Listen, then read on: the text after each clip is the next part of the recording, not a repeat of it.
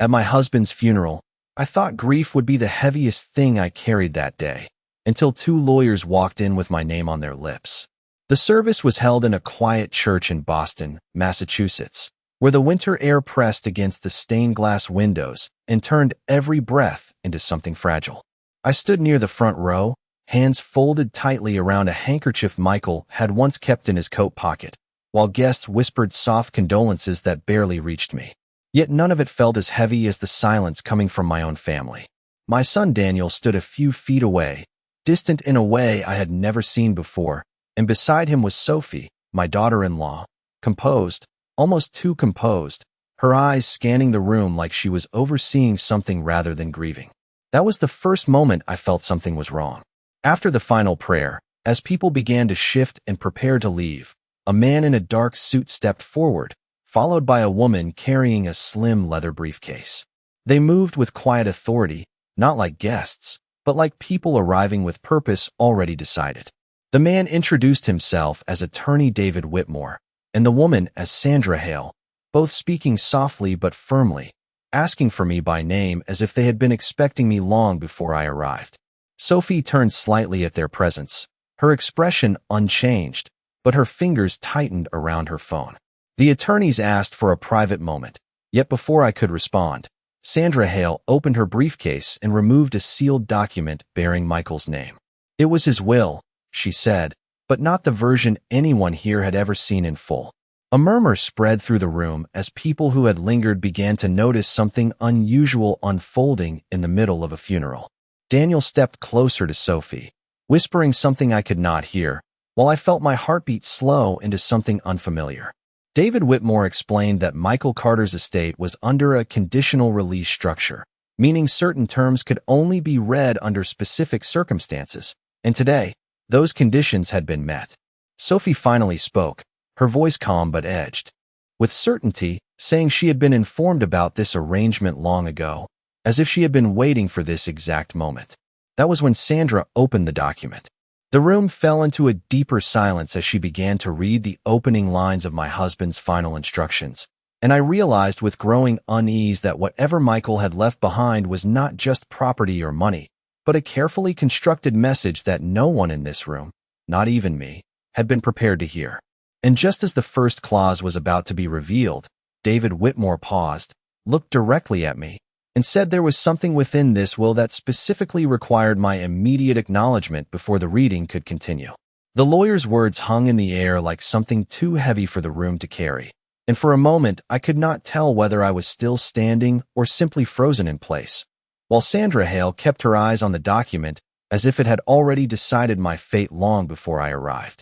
David Whitmore gently repeated that my acknowledgement was required, not as a formality, but as a condition Michael Carter had explicitly written into his final instructions, and the way he said my husband's full name made my chest tighten in a way I could not explain.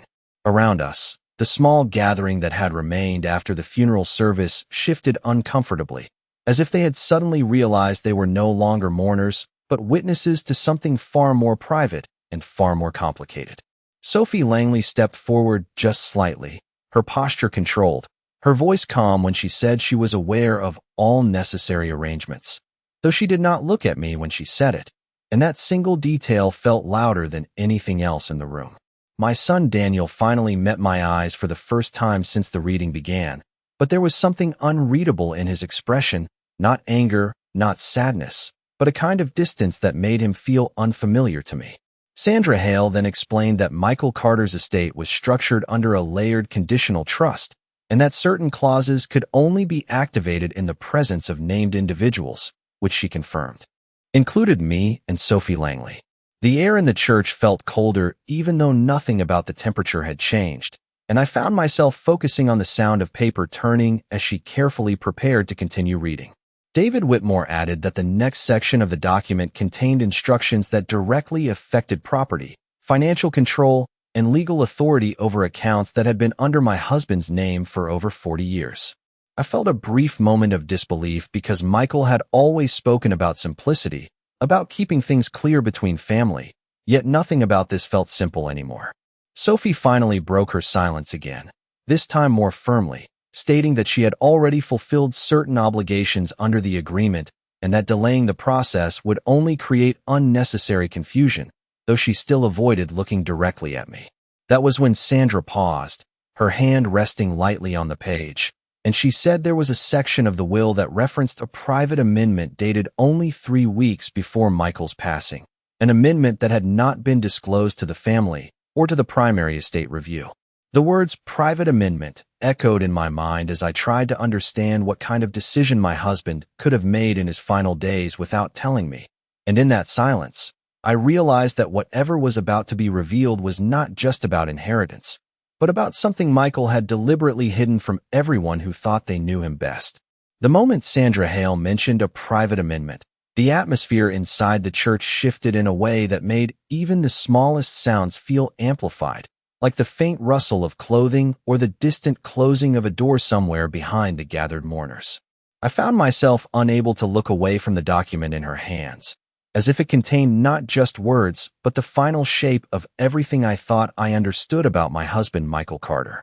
David Whitmore carefully adjusted his stance and confirmed that the amendment had been signed within a legally valid time frame, specifically within the last month of Michael Carter's life, and that it superseded several earlier clauses in the primary will.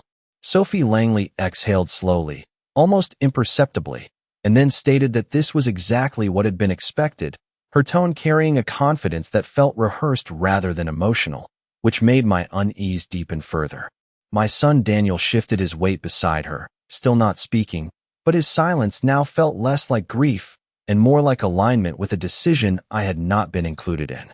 Sandra then turned a page and began to read from the amendment itself, her voice steady and precise, explaining that certain assets, including the primary residence in Massachusetts and several financial accounts in Boston-based institutions, were now subject to a revised control structure. I felt my hands tighten instinctively because those were the very things Michael had always described as the foundation of our shared life, the home where we raised our children and the security we had built over decades.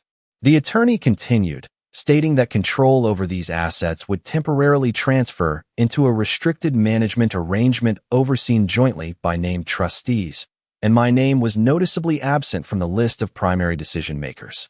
A quiet murmur spread through the room again, but it was quickly suppressed by the gravity of what was being read. Sophie finally stepped forward more decisively this time, stating that she had already been operating under guidance consistent with this arrangement in the weeks prior to the funeral, which suggested that this process had begun long before I had any awareness of it. I turned toward her, searching for any sign of hesitation or uncertainty, but her expression remained composed, almost detached, as if she had already emotionally separated herself from the consequences unfolding in front of me. David Whitmore then added that Michael Carter had included a written statement accompanying the amendment, a personal note intended to clarify his reasoning, but that it could only be read after the legal conditions of acknowledgement were fulfilled. Those words made my chest tighten because it meant there was still something being withheld from me even now, at the very moment when everything else was already being taken apart piece by piece. The room felt smaller, not physically but emotionally, as if the walls had moved closer while no one was watching, and I realized that the funeral I had attended to say goodbye to my husband had quietly transformed into the beginning of something I was not yet prepared to understand. The words from the attorney still lingered in the air as Sandra Hale carefully continued reading the amendment, and I could feel my perception of everything I had known about Michael Carter slowly begin to shift into something unfamiliar and unstable. The legal language she used was precise, almost clinical, stating that the revised structure was not meant to exclude me arbitrarily, but to enforce what Michael had described as temporary protective separation of authority, a phrase that made no emotional sense to me even as I tried to process it. David Whitmore then clarified that this structure had been designed to activate only under specific conditions that were tied to the timing of Michael's passing and the immediate aftermath of his estate execution, meaning that nothing being revealed today was accidental or improvised. Sophie Langley remained composed, standing slightly behind the attorneys as if she already belonged in this procedural space more than I did, and she finally said that Michael had spoken to her directly about preparing for this transition, though she did not elaborate further when I turned to her for explanation. My son Daniel's silence continued, but I noticed that he was no longer looking at the documents. Instead, his gaze was fixed somewhere between me and the floor, as if he was struggling with something he had known for longer than I realized. Sandra then lowered her voice slightly as she introduced the next section, explaining that Michael Carter's written statement was now eligible to be read, but only after confirmation that all present parties had been properly notified of the amendment's legal standing. The room seemed to hold its breath as David Whitmore carefully opened a sealed envelope marked with my husband's handwriting, and for the first time since this process began, the formality of the legal environment gave way to something deeply personal. He read the opening line slowly, stating that Michael Carter understood his decisions would cause confusion and emotional distress, but that he had made them after what he described as a period of quiet observation and reflection on family dynamics that had changed over time. I felt my throat tighten as I listened, because the tone of the letter was not cold or detached, but measured in a way that suggested Michael had been preparing for this moment long before anyone else in the room was aware of it. Sophie shifted slightly when the letter referenced trusted individuals who had been assisting in managing transitional responsibilities, and I could sense that she understood exactly what that meant even before it was fully explained. David Whitmore continued reading, stating that Michael had requested the temporary redistribution of authority not as a rejection, but as a safeguard intended to prevent internal conflict during the vulnerable period following his passing. Those words struck me harder than I expected, because they implied that my husband had believed conflict was not only possible, but likely within our own family. The attorney paused briefly, then added that Michael had included a final instruction requesting that the remaining portion of the statement be delivered only after I acknowledged receipt of the amendment in full, which meant that even now, I was still standing on the threshold of a truth that had been deliberately divided into pieces, each one waiting to be revealed only under conditions I did not control. David Whitmore's voice continued to fill the quiet space inside the church, and every sentence of Michael Carter's written statement felt like it was deliberately measured to slow time itself, as if my husband had wanted every person present to fully absorb the weight of his words before moving to the next. The letter stated that Michael had observed changes within the family structure over several years, describing them not with accusation, but with a kind of restrained disappointment that made it harder to dismiss. He referenced shifts in trust distribution and decision-making patterns that he believed had gradually altered the balance he once assumed was stable, and hearing those words made me feel as though I was listening to a version of our family life that I had never been told existed. Sophie Langley did not react outwardly, but I noticed her fingers lightly adjusting the sleeve of her coat, a small movement that suggested awareness rather than surprise. Daniel Carter finally spoke for the first time since the reading began, his voice low and careful, asking whether the letter specified when these observations had started, but David only responded that the timeline was documented within the full estate file and would be disclosed in sequence. Sandra Hale then turned another page and confirmed that Michael had included a directive requesting neutral oversight during the transitional administration period, a phrase that again positioned the entire family as subjects of a structured process rather than a grieving unit. I felt a growing sense of distance from everything around me, as if I were standing slightly outside my own life while still being required to participate in it. The attorney then paused and explained that the next portion of the statement contained a reference to a private conversation Michael had recorded in written form, intended only for acknowledgement by specific individuals listed in the amendment. At that moment, Sophie finally looked directly at me, her expression still controlled, but now carrying something closer to anticipation, as if she already knew what would come next and was waiting for me to reach the same understanding. David carefully unfolded a smaller sealed insert attached to the main letter and stated that this was the final instruction Michael had authorized for immediate reading under legal supervision. He read aloud that Michael Carter believed certain conversations within the family had never been fully expressed in honest terms, and that he had chosen to preserve his final thoughts not as a confrontation, but as clarification for what he called misaligned expectations regarding long-term responsibility and stewardship. The phrase struck me in a way I could not Immediately explained because it suggested intention behind actions I had always assumed were shared without question.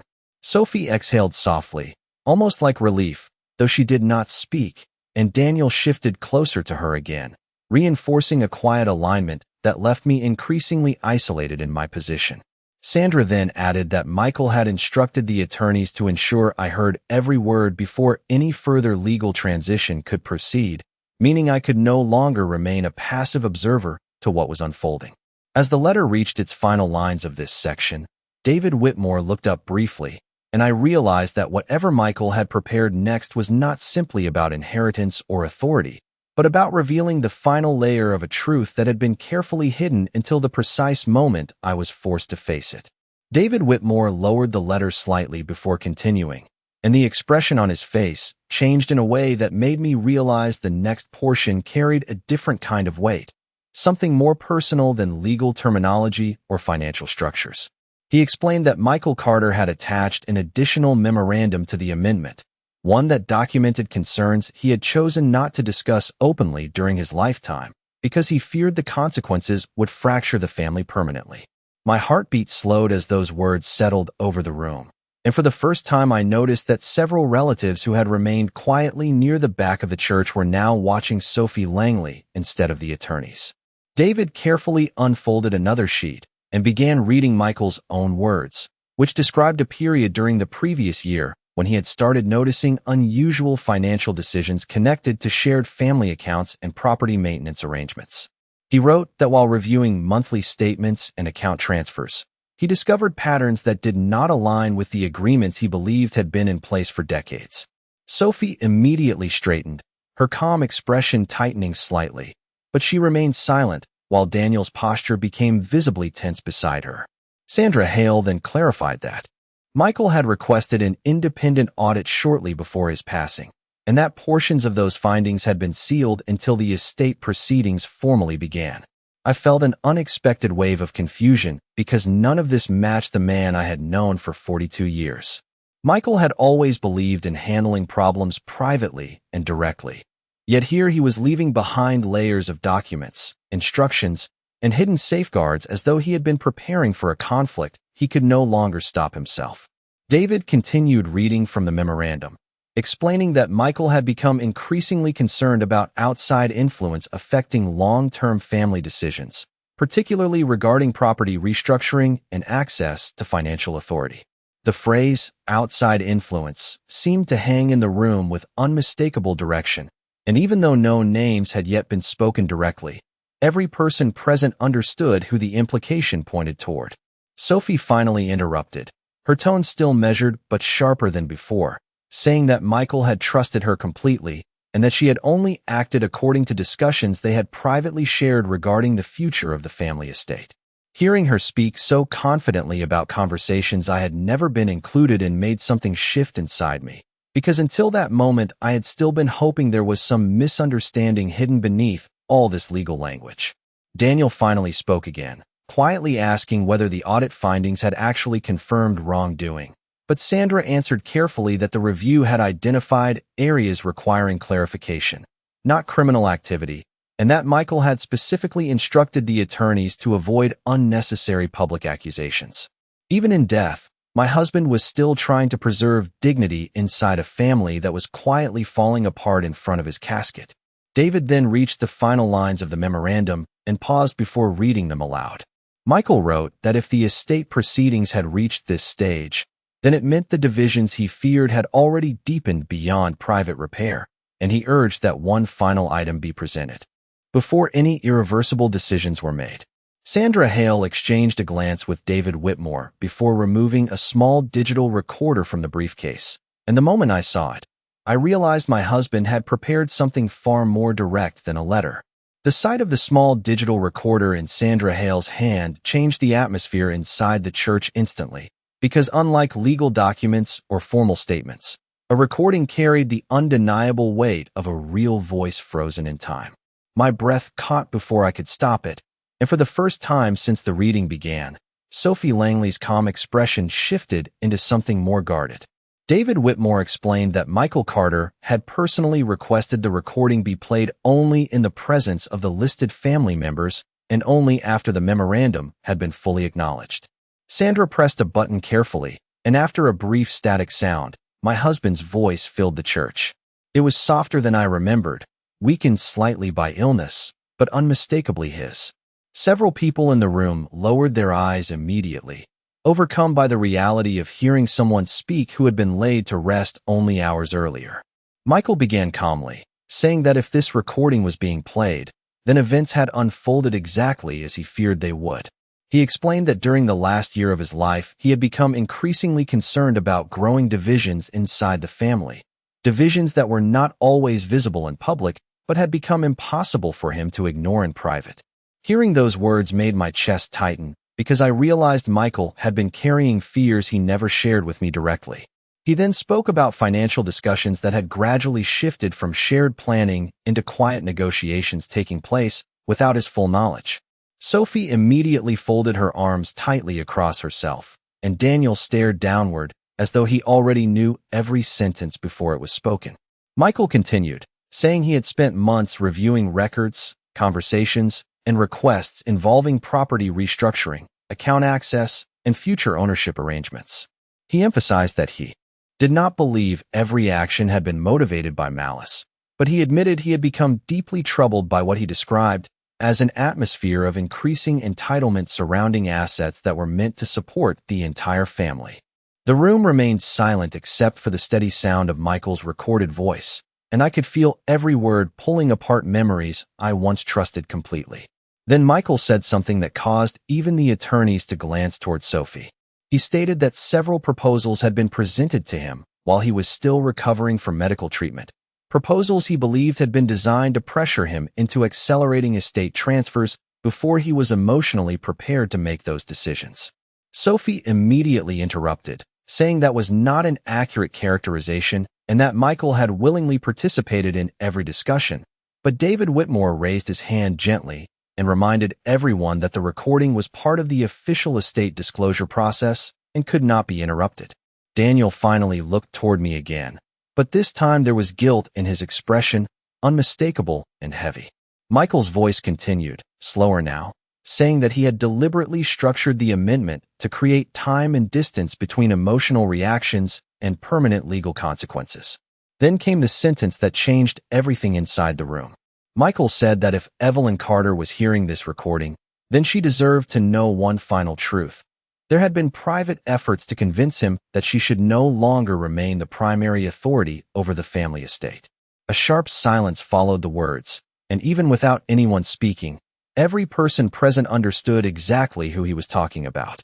The silence after Michael Carter's final sentence felt heavier than any legal document or formal statement that had been read that day, because for the first time the conflict inside our family was no longer hidden behind polite conversations or carefully managed appearances. No one in the church moved at first. Even the attorneys remained still, allowing the weight of Michael's recorded words to settle naturally over everyone present. Sophie Langley slowly uncrossed her arms and inhaled deeply before speaking, her tone calm, but noticeably firmer than before. She said Michael had misunderstood certain conversations during a period when his health was declining and emotions inside the family had become complicated. Hearing her reduce everything to misunderstanding made something inside me sharpen with clarity instead of confusion. For hours I had stood there feeling overwhelmed, trying to understand why my husband would structure such a painful public unveiling. But now I was beginning to realize he had not created this process to punish anyone. He had created it to expose what had already been happening quietly behind closed doors. Daniel finally stepped forward, rubbing his forehead as if the pressure of the moment had become impossible to carry. He admitted there had been discussions about future control of the estate, but insisted they were meant to simplify responsibilities as Michael became older and weaker. The way he said it sounded rehearsed, almost identical to language from a financial consultation rather than a son speaking about his own parents. David Whitmore then calmly asked whether Daniel wished to formally clarify his involvement before the estate proceedings continued, and that question visibly unsettled him. Sophie answered before he could respond, stating that every proposal presented to Michael had been legal, transparent, and focused on long-term planning for the family's future. Yet as she spoke, I noticed something for the first time that I had somehow missed all day. Sophie never referred to the family emotionally. She spoke about structures, transitions, responsibilities, assets, and planning, but never about love, grief, or loss. Michael's voice suddenly returned from the recorder because the playback had not fully ended. The final portion of the recording was quieter, almost reflective. He said that true intentions are rarely revealed during moments of comfort because people only show who they are when they believe authority is shifting hands. Then he said something that caused Daniel's face to pale instantly. Michael revealed that several meetings regarding property transfers had been documented independently without the knowledge of everyone present, and that copies of those records had already been secured outside the family estate. Sophie immediately looked toward the attorneys, her composure cracking for the first time all day, and asked what exactly Michael meant by documented independently. Sandra Hale answered carefully that Michael Carter had retained an outside financial consultant 6 months earlier and had instructed all findings to remain sealed until after his passing. I could feel the room change again, because this was no longer simply about suspicion or emotional interpretation. Michael had prepared evidence. Daniel turned towards Sophie with visible uncertainty, as though he had suddenly realized there were parts of this situation he himself had never fully understood. David Whitmore then closed the recorder gently and informed everyone that the next stage of the proceedings would involve disclosure of the independent review findings, but only after the immediate family acknowledged receipt of Michael Carter's final recorded statement. And as I stood there listening, I realized my husband had not spent his final months surrendering control. He had been quietly preparing for the exact moment when the truth would finally become impossible for anyone to hide. David Whitmore placed several sealed folders on the small wooden table near the front pews, and the sound alone seemed to pull every remaining person in the church into complete silence. The folders contained the independent review Michael Carter had ordered months before his death, and judging by the tension on Sophie Langley's face, she had not expected the process to move this far. Sandra Hale explained carefully that the review had been conducted by a third-party financial consultant based outside Massachusetts, and that its findings were not criminal allegations but documented observations tied to estate planning activity, account recommendations, and proposed ownership transitions discussed during Michael's final year. Daniel Carter looked exhausted now, no longer defensive but deeply unsettled, like a man realizing too late that decisions made quietly inside conference rooms had become impossible to separate from personal betrayal. David opened the first folder and summarized portions of the findings. Several recommendations had been repeatedly presented to Michael during vulnerable periods following medical appointments and recovery treatments, particularly proposals involving accelerated transfer authority over investment accounts, shared property holdings, and administrative control connected to the Carter family home. Michael had refused to finalize those changes multiple times, requesting additional delays and legal clarification before making permanent decisions. Sophie immediately insisted those discussions were normal estate planning conversations encouraged by financial advisors, but Sandra calmly clarified that the issue was not whether discussions occurred, but the pressure surrounding their timing and execution. Then David revealed something that caused even Sophie to lose her composure completely. Michael Carter had secretly amended the estate one final time only 48 hours before his passing. A final supplemental clause had been added to the trust structure after the independent review was completed. My heart pounded as Sandra carefully removed another envelope marked with Michael's handwriting. She explained that this final clause had remained sealed until the previous disclosures and recordings were completed because Michael wanted every involved party to hear the full context before learning his ultimate decision. Daniel looked visibly shaken now, glancing repeatedly between Sophie and the attorneys as though trying to calculate how much he truly knew and how much had unfolded without him. David opened the envelope slowly and began reading the final amendment. Michael stated that after reviewing the independent findings and observing the reactions of those closest to him during his final months, he had decided to permanently restructure authority over the Carter estate. Control of the primary residence, long-term financial oversight, and final discretionary authority would not pass to Daniel or Sophie. Instead, Michael restored full executive authority. solely to Evelyn Carter, effective immediately upon completion of estate disclosure proceedings. Sophie stepped forward instantly, disbelief breaking through her carefully controlled composure for the first time all day. But before she could speak, Sandra continued reading. Michael had also established strict limitations preventing any future restructuring of family assets without Evelyn's direct written approval. The room felt frozen around me as I struggled to process what was happening. For hours I had stood there believing I was slowly losing everything my husband and I built together, only to discover Michael had been quietly protecting it all along. Then David Whitmore read Michael's final recorded instruction attached to the amendment, a sentence so deliberate and personal that it silenced the entire church once again.